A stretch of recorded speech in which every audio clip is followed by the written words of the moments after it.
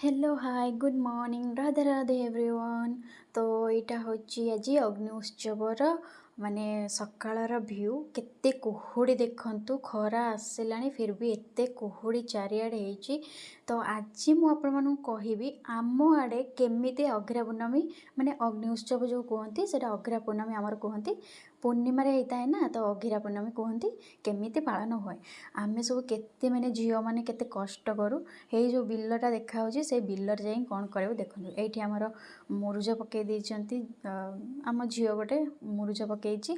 तापरे आमे एबे बिल्लू को पळे आसचु बिलरे मु आसीथिली खोलिला बेले तो से दीदी जने खोली दउचंती मु तापरे से टेका गुडा आनिकी जो खाल अछि सेथिरे पकोउछु माने ए जो खोला होची से खोला हेकी सेथिरे बन्ना हबो आ सेथिरे कोटा सब समस्त घर माने गाँव जेते अछंती माने आम गाँव रे तो 4टा खंडे अघी होची कहीं बड़ गाँटा तो से सबु साहिर झील मैंने करुचंती ସେଥିପାଇଁ ଦେଖନ୍ତୁ ଏଇଠି ପୁରା ଆମର ଗାତ ଖୋଳା ହେଇକି ଲିପା ହେଇକି ପୁରା ଏମିତି ଇଏ କରାହବ। ୟା ଭିତରେ କ'ଣ ହବ ନା ଗଡ଼ିଶ ମାଛ କାଲି ସକାଳେ ହବ।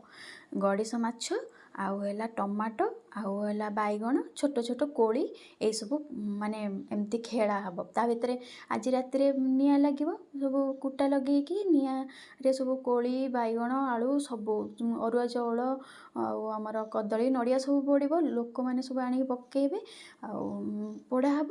ତାପରେ ଅଘି ଜଳା ସରିଲା ପରେ ପାଣି ପକେଇ ଦେଇଥିବେ ଲୋକମାନେ ତ ସିଏ ପାଣି ଏଇ ଖାଲରେ ଫୁଲ ହେଇଯାଇଥିବ। ତ ଆମେ ଏଇଠି କ'ଣ କରିବୁ ନା ଗଡ଼ିଶ କୋଳି ବାଇଗଣ ସବୁ ଆଣିକି ଏମିତି ପୁରେଇବୁ ତା ଭିତରେ ଖେଳେଇବୁ। ତାପରେ ଏଇଠି ସେପଟେ ଆମର ମାର୍ଜଣା ହେଇଯାଇଛି ଠାକୁରାଣୀଙ୍କ ପାଖରେ ଯେଉଁ ପଇସା ମାଗିକି ନେଇକି ଠାକୁରମାନଙ୍କ ପାଇଁ ମାର୍ଜଣା ସଜ ଯେମିତିକି ତାଙ୍କ ହାର ସିନ୍ଦୁର ଚୁଡ଼ି ଶଙ୍ଖା ଭୋଗ ସବୁ ଆସେ। ତ ଏଠି ପୁରା ମାର୍ଜଣା ହେଇଯାଇଛି ମର୍ଜଣା କରିକି ହିଁ ଆମର ମାନେ ପୂଜା କରିକି ସେ ପାଣି ଆଣିକି ରଖନ୍ତି। ତ ଏଇଠି ପୁରା କମ୍ପ୍ଲିଟ୍ ହେଇଗଲାଣି। ଏପଟରେ ଆମର ଗଡ଼ିଶ ଖେଳା ହେବ ସେଥିପାଇଁ ଫୁଟ ହେଇଛି ଏପଟରେ କିଛି ହେବନି ସେଥିପାଇଁ ଫୁଟ ହେଇନି।